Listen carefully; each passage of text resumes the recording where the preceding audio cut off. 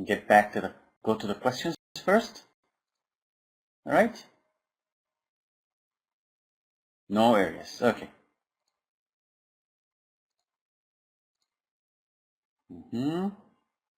Very good. Okay. So let's get back here to these parts.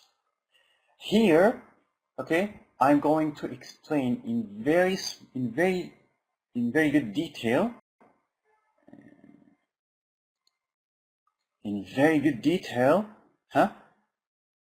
What a sentence or what a paragraph consists of. Okay? You will see 2 paragraphs here. These paragraphs have headings, okay, talk about phlegm and spice up your nights. We are supposed to give topic sentences here and there so that the paragraphs are complete.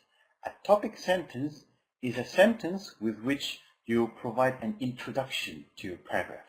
Exactly like an introduction is, much like an introduction is, or introduces the passage, the introducing paragraph, a topic sentence introduces the paragraph. Okay, so again, a topic sentence introduces a paragraph, much like an introduction introduces a passage, a long passage. So, let's take a look. This is according to a preliminary study presented in Surfer's Paradise. Sarah Loran of Swinburne University of Technology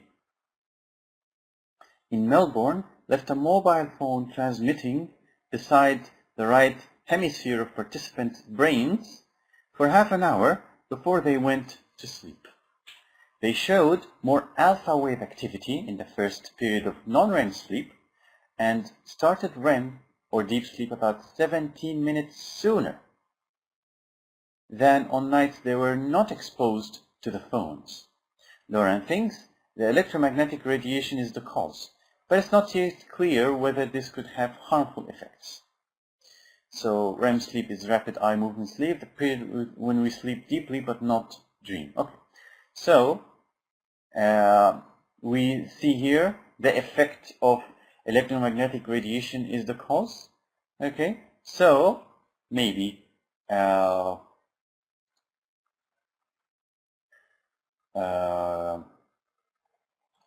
it maybe appears that electromagnetic radiation from phones affect our sleep. Perhaps. Okay, or just let's just remove this part here. Okay, electromagnetic radiation from phones affect our sleep. So this can be an answer. Of course, it's not the only one. There can be other types of answers. Maybe I think this is a good one. So let's take a look at the other question. Andrew Davies of the University of Tasmania in Launceston. By the way, you will see a lot of strange words here. Tasmania, Launceston, Massachusetts, and Iowa, and Hawaii, and so on. You don't have to worry about these names, okay? You just have to think about what they may be. Okay? Massachusetts is a state in the United States. I am pretty sure you have heard this name before. Okay? And of course, I'm asking you to read and listen to a lot of other paragraphs or a lot of English online, apart from the IELTS test, of course, so that you can have a chance to understand most, if not all, of the phrases in the IELTS test with no trouble. Okay? Andrew Davies of the University of Tasmania in Launceston and his team placed 25 people on a diet containing 30 grams of chopped chili a day for 4 weeks. On average, the volunteers went to bed 2 hours later and slept for 20 minutes less than in the previous 4 weeks when their diet had been chili-free. But they were also less active in their sleep and seemed to sleep more deeply. Davies told the Australasian Sleep Association conference held in Surfers Paradise, again, Queensland. The participants, so again, Davies told the Australasian Sleep Association conference held in Surfers Paradise, Queensland. The participants also reported feeling more alert the next day and were more physically active. The researchers have yet to pinpoint which ingredient in chili is responsible.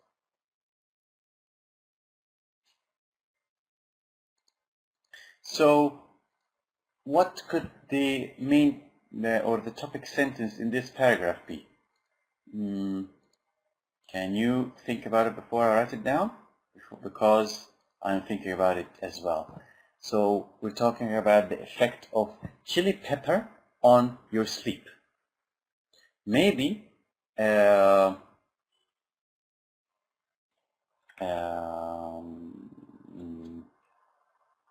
studies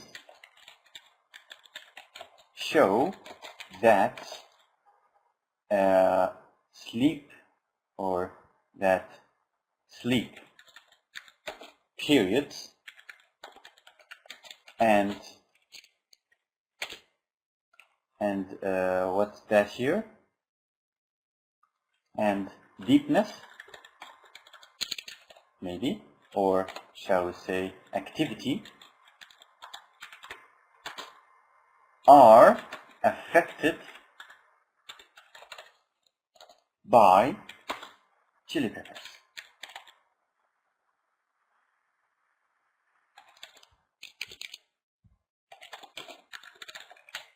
Okay, chili peppers. So studies show that, and then Andrew Davies of the University of Tasmania, he's now elaborating, he's now explaining.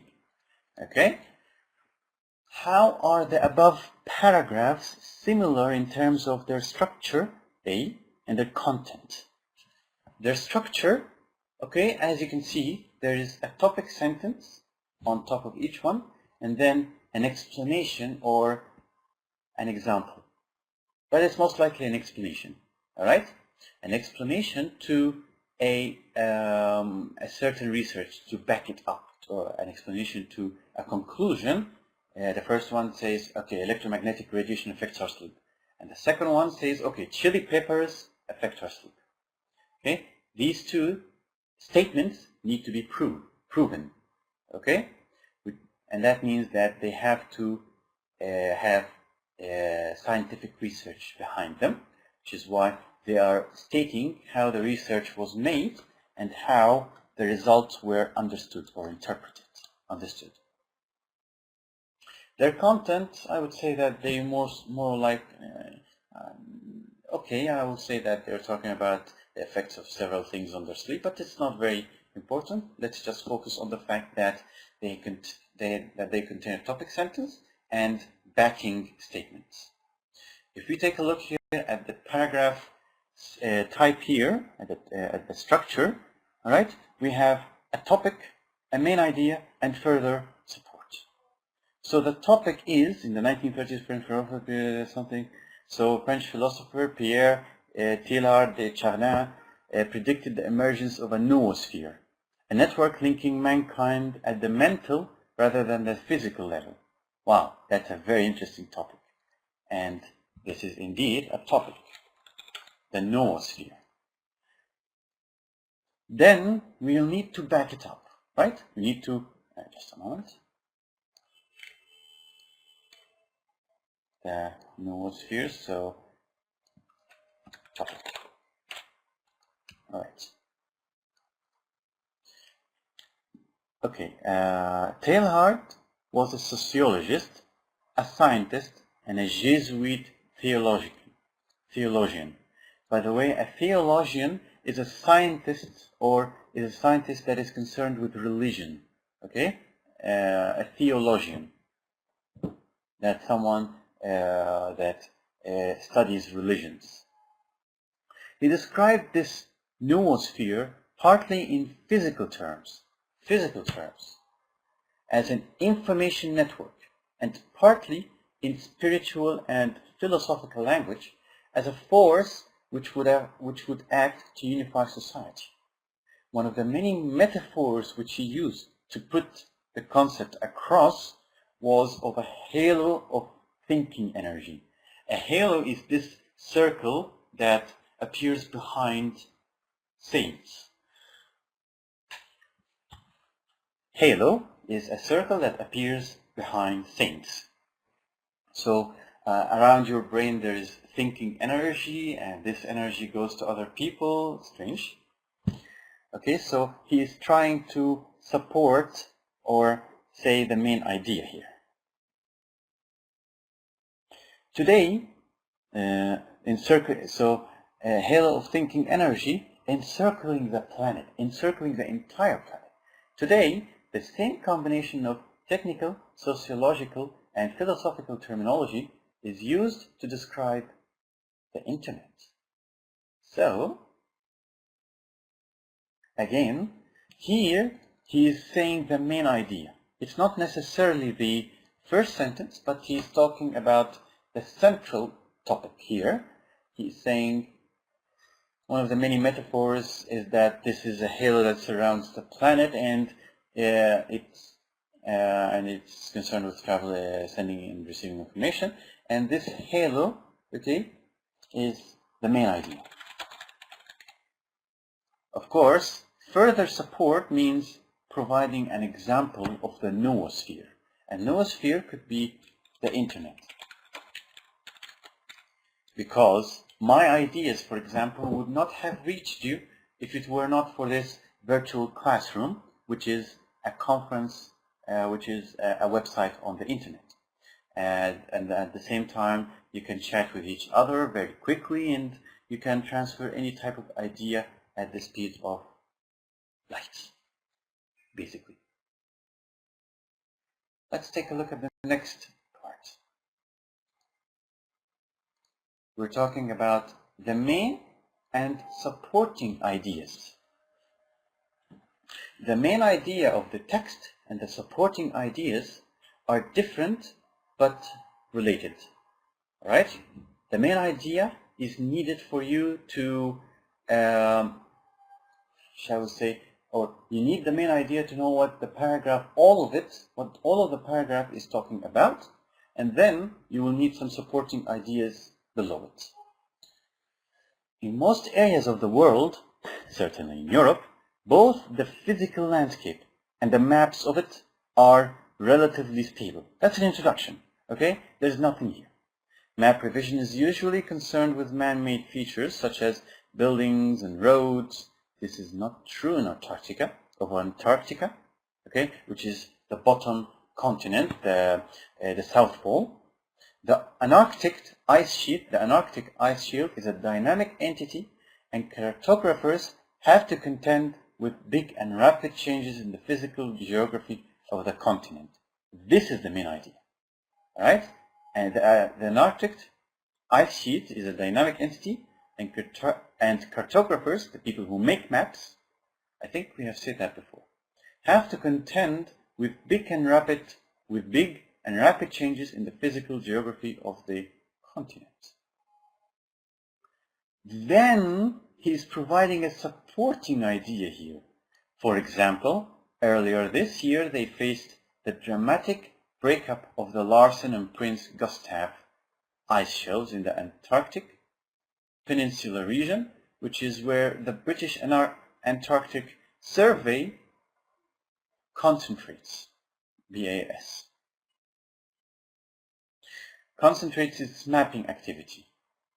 Topographic maps are probably changing faster in Antarctica than anywhere else in the world, and we are repeating the idea of the first part here. Alright?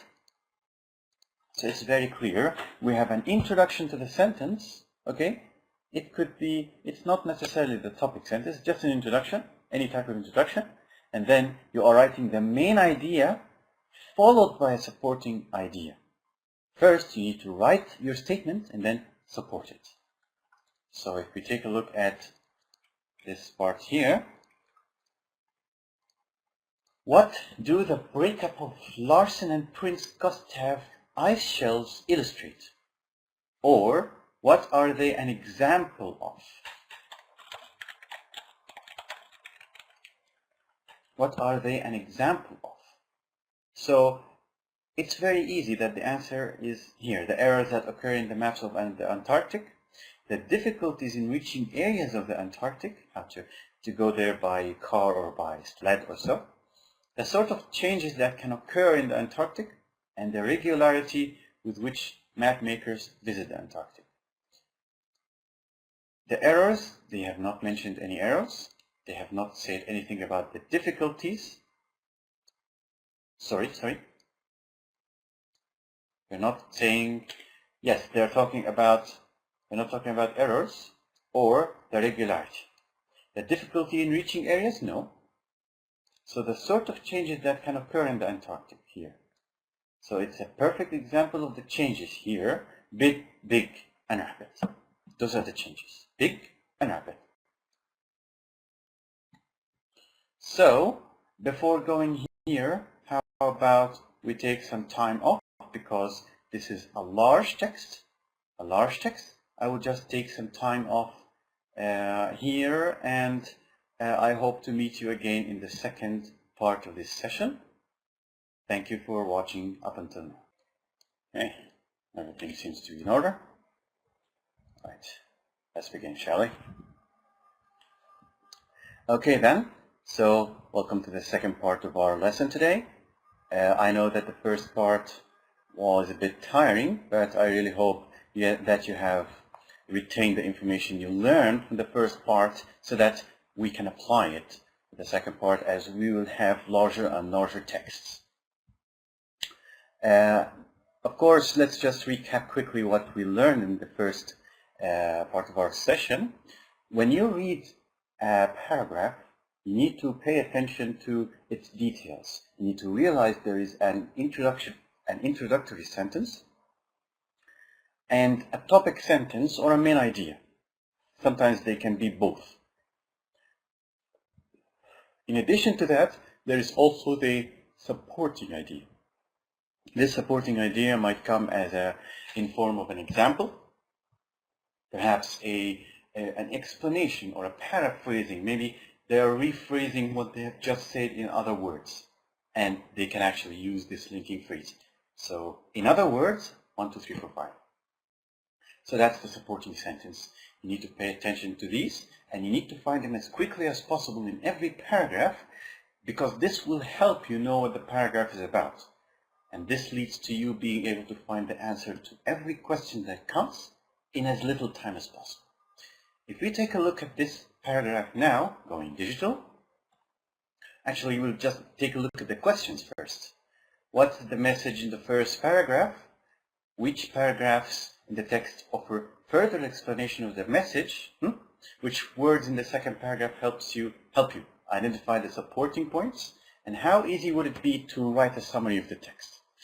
Question 6 is very subjective, so we'll just ignore it. Yeah, it's easy. No, it's not easy because I don't speak English right now. So let's just focus on the first 3 questions, 3, 4, and 5. Let's read the first paragraph to know the message. All over the world, libraries have begun the Herculean task of making faithful digital copies of the books, images, and recordings that preserve the intellectual effort of humankind. When you say Herculean, they're definitely referring to the Greek god, or was he Roman? I think Greek, I'm not sure. Hercules. Hercules was known to do things that are impossible. So, well, not impossible, but very difficult. So they are doing, these people, these libraries are doing a great task, a monumental, extremely significant task. Extremely significant. A very, shall we say, event turning maybe. Or So preserving the intellectual effort in the form of a digital copy. For armchair scholars, the work promises to bring such a wealth of information to the desktop that the present internet may seem amateurish in retrospect. Okay, so we're talking about scholars that are bound to chairs. They can get all of the books they need right in front of their laptop or in their laptop.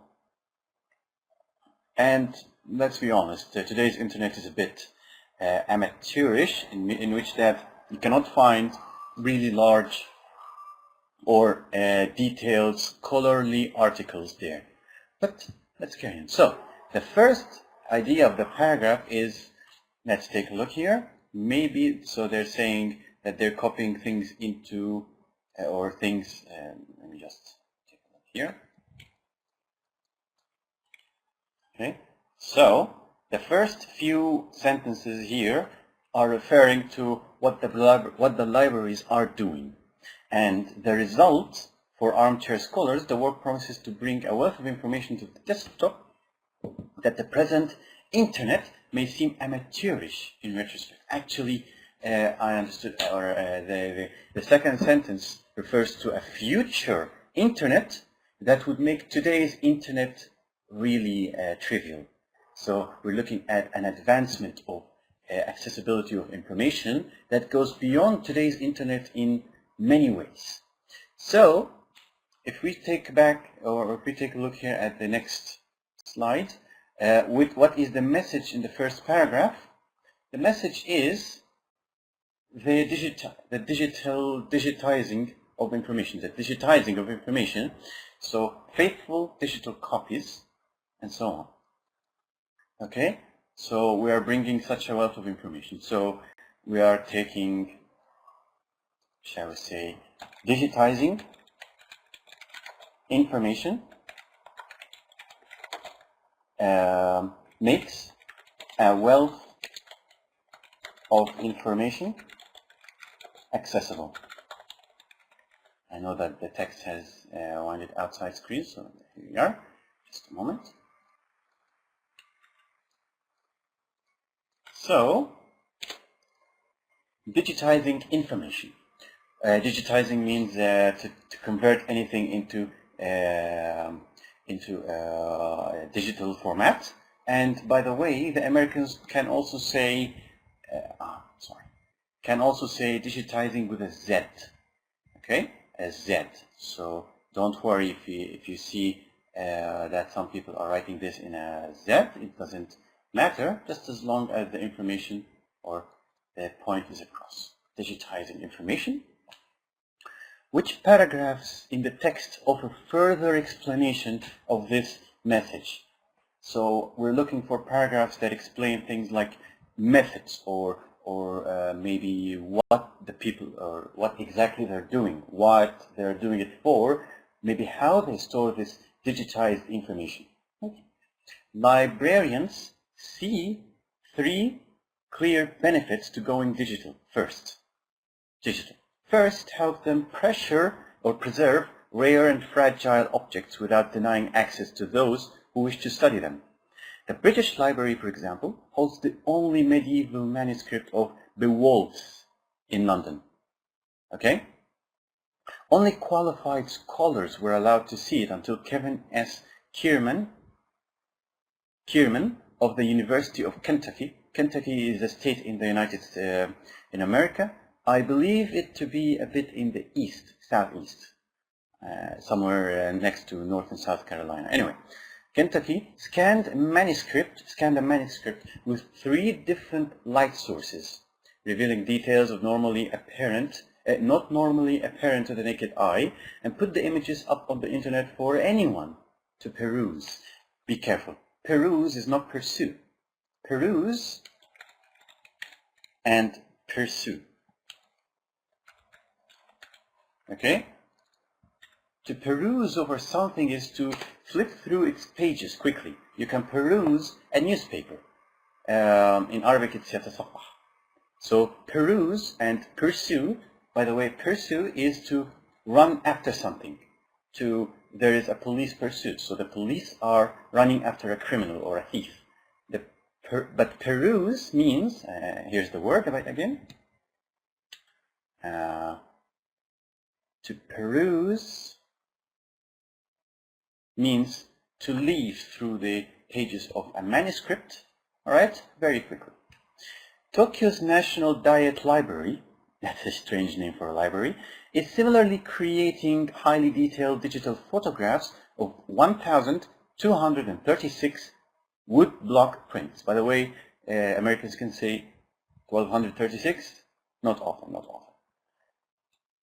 So 1,236 wood block prints, scrolls, and other materials